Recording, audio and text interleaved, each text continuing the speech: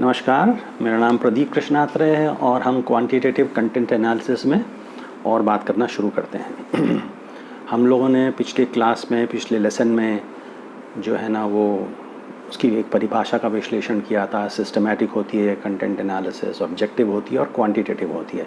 Quantitative सिर्फ उस संदर्भ में होती है जब हम आगे चल कर उसकी क्वांटिटेटिव एनालिसिस करने वाले हैं, उस सांख्यिकी की मदद से उसकी क्वांटिटेटिव एनालिसिस करने वाले हैं।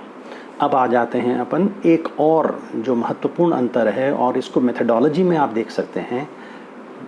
अंतर ये है कि किसी सोशियोलॉजिस्ट ने या एंथ्रोपोलॉजिस्ट ने दो शब्दों का बड़ा ही अच्छी विकास किया था और उसकी अपनी परिभाषा दी थी जो कि थियोरी के संबंध में थी, और वो दो शब्द थे मैनिफेस्ट और लेटेंट। तो मैनिफेस्ट मतलब जो नज़र आता है आपको, जो सुपरफिशियल है, जो दिखता है आपको, है ना, जो टेंजिबल है। और एक उन्होंने दूसरे शब्द का जो इजाद किया था वो है लेटेंट। लेटेंट मतलब जो हिडन है। जैसे आजकल देखिए, कुछ आपने ये पढ़ा लिखा होगा कि कुछ लोगों को कोरोना होता है मगर वो एसिम्प्टोमेटिक रहते हैं, मगर इसका मतलब कि वो कोई जो है ना अपना उसका प्रभाव या उसके सिम्टम्स नहीं बताते हैं। इन लोगों को खांसी होती है, लोगों को दम चढ़ता है वगैरह वगैरह, तो ऐसे जो है ना इन लोगों को लेटेंट बीमारी होती है। तो लेटेंट का मतलब ये हुआ इट एग्जिस्ट्स मगर इट इज़ नॉट विजिबल, है ना, छुपा हुआ है। मतलब वो आगे जाकर उसमें ये विशेषता होती है। देखिए, लेटेंट का एक मतलब और होता है अंग्रेज़ी में, अगर आप सिनोनिम ढूंढेंगे तो आपको मिलेगा डॉर्मेंट, है ना, या मिलेगा पोटेंशियल। तीसरा एक शब्द और है जिसके बारे में मैं चर्चा नहीं करूँगा। कहने का मतलब ये है कि डॉर्मेंट मतलब आपने सुना होगा कि कुछ जानवर ऐसे होते हैं कि वो 4-6 महीने के लिए जो है सर्दी के दिनों में अंदर चले जाते हैं, डॉर्मेंट रहते हैं, और फिर जैसे ही मौसम बदलता है वो एकदम से पृथ्वी पर आ जाते हैं, अपने गड्ढे के अंदर से बाहर निकल कर आना शुरू कर देते हैं। तो लेटेंट का मतलब है they exist but it is not visible, they have the power and the quality to express themselves letter.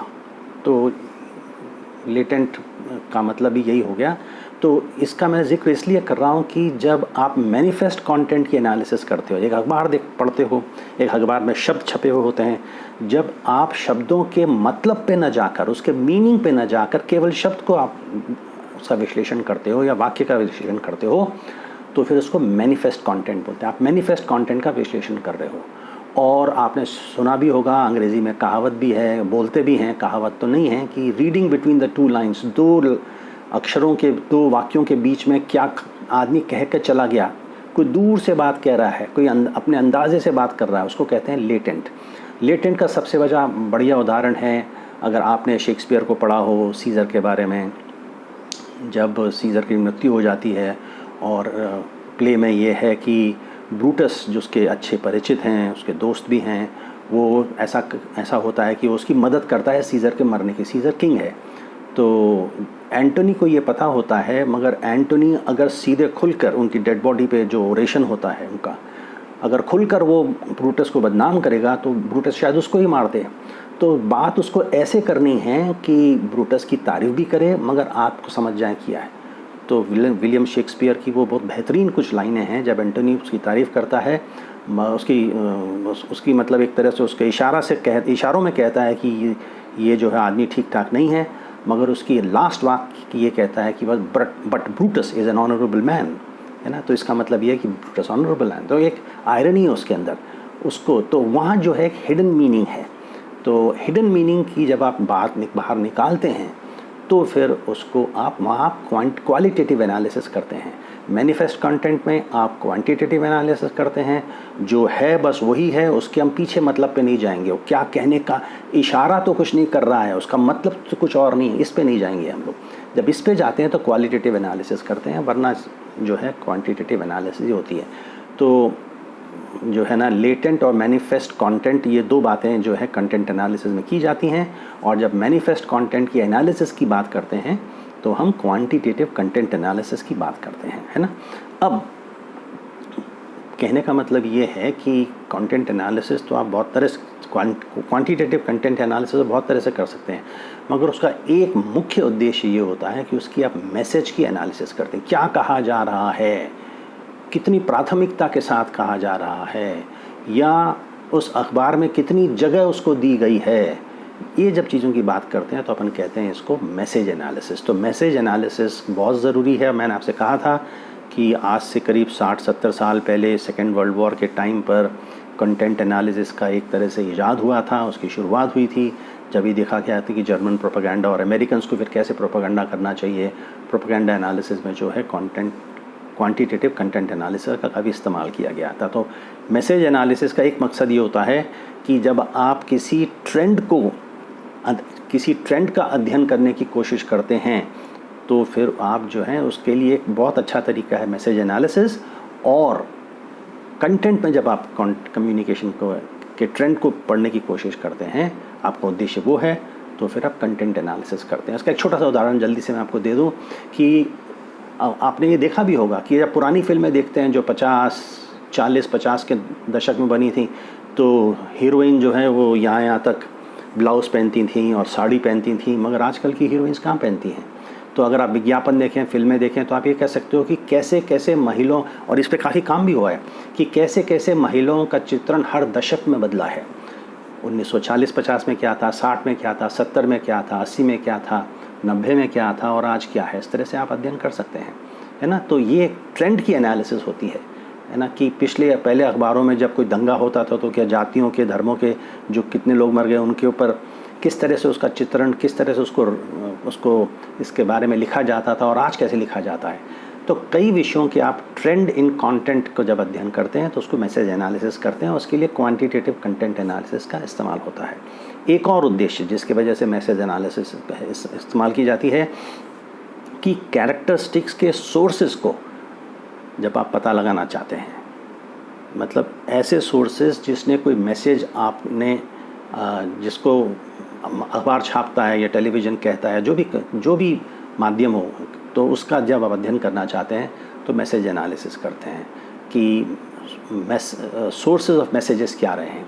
अब जैसे आप देख लीजिए, शुरू में पैंडेमिक के टाइम पर, एक और छोटा सा उदाहरण कि पैंडेमिक के टाइम पर किन किन लोग, अखबार में जब खबरें छपी थी, आप सिर्फ फ्रंट पेज ही ले लीजिए, तो किसको ज़्यादातर किन सोर्सेज को कोट किया गया। अपने आप में बड़ी सुंदर और बड़ी प्यारी स्टडी है ये। तो आप देखेंगे कि जो विक्टिम हैं और उसके जो फैमिलीज़ हैं उनको लगभग नेग्लिजिबल उनको कोट किया गया है। सरकारी अधिकारियों को कोट किया गया है, ब्यूरोक्रेट्स को कोट किया गया है, पॉलिटिशियंस को आपको कोट किया मिल जाएगा, कहीं कहीं आपको अस्पताल के अधिकारी, डॉक्टर्स भी आपको कोट किए मिल जाएंगे। मगर जिस पे असर हुआ है, जो विक्टिम है, जो पेशेंट है, या जो पेशेंट जो मर गया, उसके घर वालों को बहुत ही कम कोट किया गया है। तो ये भी आपको बहुत अच्छी तरह से बताता है कि भाई किन किन सोर्सेज को कोट किया जा रहा है, साइट किया जा रहा है, और अखबार क्या करने की कोशिश कर रहा है, उसकी दिशा क्या है, किस तरह की छवि या इम्प्रेशन क्या इमेज आपके दिमाग में बताने की कोशिश कर रहा है। तो अगर आपको ऐसा करना है, दूसरा उद्देश्य आप मैसेज एनालिसिस करते हैं, और उसके लिए क्वांटिटेटिव कंटेंट एनालिसिस बहुत बढ़िया तरीका है। तीसरा, जब आप किसी कम्युनिकेशन के स्टाइल को या परसुएशन को एनालिसिस करने की कोशिश करते हैं कि कम्युनिकेशन स्टाइल कैसा है उसका, तो इसके लिए भी आप जो है कम्युनिकेशन स्टाइल, अथॉरिटेटिव स्टाइल है, या समझिए कोई परसुएसिव स्टाइल है, किसी को मोटिवेशनल स्टाइल है। कम्युनिकेशन की भी अलग अलग स्टाइल होते हैं, और कुछ अथॉरिटेटिव स्टाइल होते हैं, कुछ परसुएसिव स्टाइल होते हैं, कुछ मैनेजरियल स्टाइल हो जाता है। तो आप कम्युनिकेशन स्टाइल्स के बारे में आप पढ़ेंगे तो आपको पता चलेगा 4-5 तरीके के हैं। और फिर आप जाके देखिए कि जैसे आप ये कर सकते हैं कि भाई जवाहरलाल नेहरू का कम्युनिकेशन स्टाइल क्या था। हाँ, अगर आप कोई पुरानी डॉक्यूमेंट्रीज़ देखें या कुछ अखबारों में छपें, और वर्तमान प्रधानमंत्री का कम्युनिकेशन स्टाइल क्या है। तो कम्युनिकेशन स्टाइल पे ऐसे तो मैंने कभी ऐसा कोई अध्ययन देखा नहीं है, मगर ये बड़ा अच्छा उदाहरण है कि कम्युनिकेशन स्टाइल कैसे कैसे बदलता है।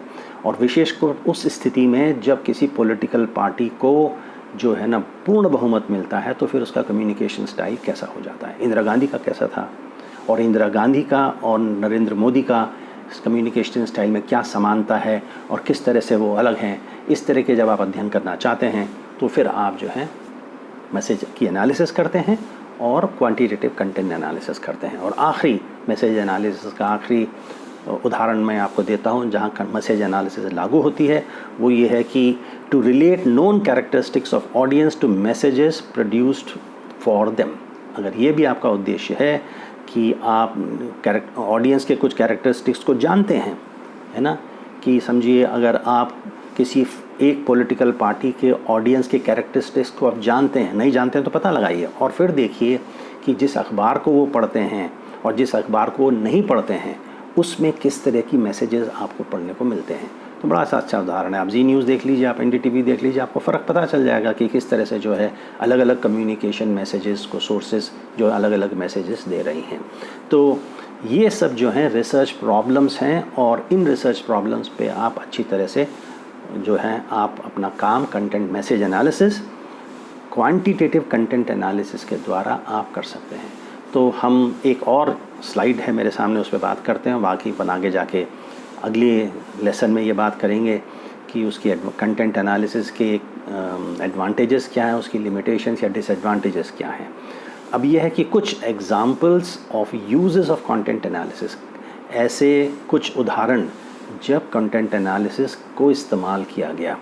तो एक तो ये है कि डिस्क्रिप्शन देखने के लिए कि देखिए, अब आप ये देख लीजिए कि किसी भी अखबार को पिछले 1 साल से आप निकाल के देखें तो फ्रंट पेज की एनालिसिस कीजिए और देखिए कि सबसे ज़्यादा जो है वो समाचार किस विषय पे छपे हैं। तो आपको करना ये पड़ेगा कि एक अखबार, एक से ज़्यादा अखबार लीजिए, फ्रंट पेज निकालिए आप और फिर देखिए कि ये पैंडमिक से संबंधित है, ये पॉलिटिक्स से संबंधित है, किसी अन्य विषय से संबंधित है, ये स्वास्थ्य से संबंधित है, ये फॉरेन अफेयर से संबंधित है।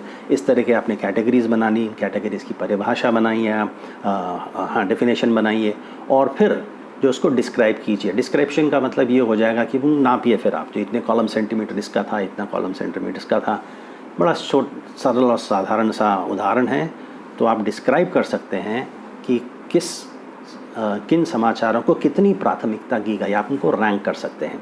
तो ये एक छोटा सा उदाहरण है कि कंटेंट एनालिसिस को इस तरह से इस्तेमाल किया।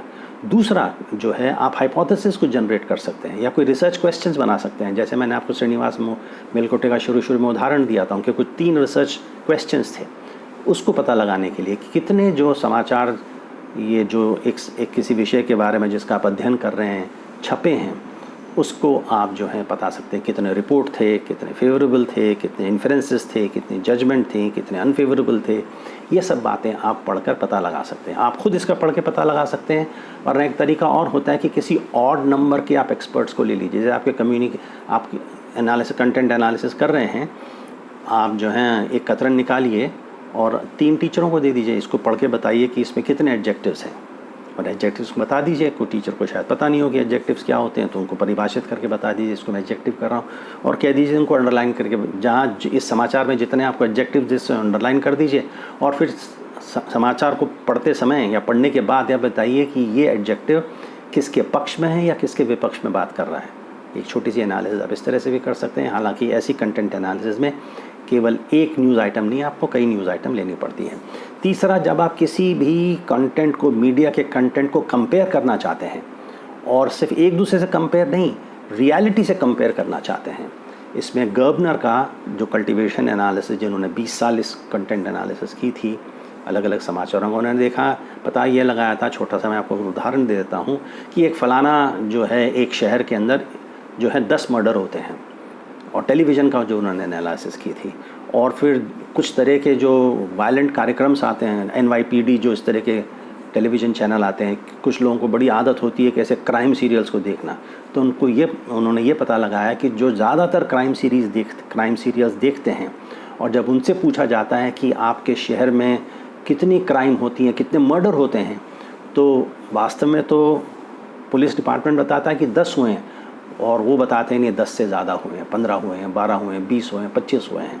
तो रियलिटी कुछ और होती है, मीडिया कुछ और पोर्ट्रे करता है। इसका बहुत प्यारा उदाहरण है आपका कंटेंट एनालिसिस, जिसको जॉर्ज गर्बनर ने किया था।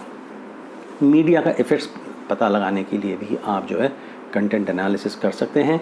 और एक बड़ा सुंदर उदाहरण है जिसको लेकर हिंदुस्तान और कई अलग अलग दुनिया के अलग अलग क्षेत्रों में क्वांटिटेटिव कंटेंट एनालिसिस का ये पता लगाया गया कि माइनॉरिटीज़ को कैसे पोर्ट्रे किया जाता है। इसके लिए आप अध्ययन कर सकते हैं। अब मैं आपको उदाहरण जो मुझे याद आ रहा है आपको बता दूं कि फिल्मों में, और पुरानी फिल्मों में विशेष रूप से, जो है ना पारसी कम्युनिटी का कैसा चित्रण किया जाता है। तो आप देखिए इनको बड़ा जोकर के टाइप पे प्रस्तुत किया जाता है, हंसी मजाक इनकी उड़ाई जाती है। They are not serious guys as long as, अगर आप फिल्मों के द्वारा आप सिर्फ फिल्म देखते हैं तो आपको ही पता चलेगा कि ये पारसी कम्युनिटी में सब मस्खरे से होते हैं, सब मजाक हंसी मजाक वाले उड़ाते हैं। या समझिए नेपालीज़ का कैसे जो है पोर्ट्रे किया जाता है हिंदी फिल्मों के अंदर। तो या फिल्म हो या कोई टेलीविज़न हो या आपका कोई न्यूज़पेपर हो या मैगज़ीन हो, आपका पता लगा सकते हैं माइनॉरिटीज़ का, जैसे मुस्लिम्स का कैसे पोर्ट्रे किया जाता है। अंग्रेज़ी पिक्चरों के अंदर इंडियंस का कैसे पोर्ट्रे किया जाता है, पिंक पैंथर वगैरह इस तरह की शायद कोई फिल्में हैं जहाँ इंडियंस का काफ़ी मजाक उड़ा गया। तो आप इस तरह का एक अध्ययन कर सकते हैं कि जो डोमिनेंट कम्युनिटी है एक देश के अंदर, वो अपनी माइनॉरिटीज़ का जब मीडिया में पोर्ट्रेल करती है तो किस तरह करती है, इसकी भी आप एनालिसिस कर सकते हैं। तो अपन आज यहाँ ख़त्म करते हैं इस विषय को, और कल जो है हम क्वांटिटेटिव कंटेंट एनालिसिस की एडवांटेजेस और लिमिटेशंस बात करेंगे। धन्यवाद।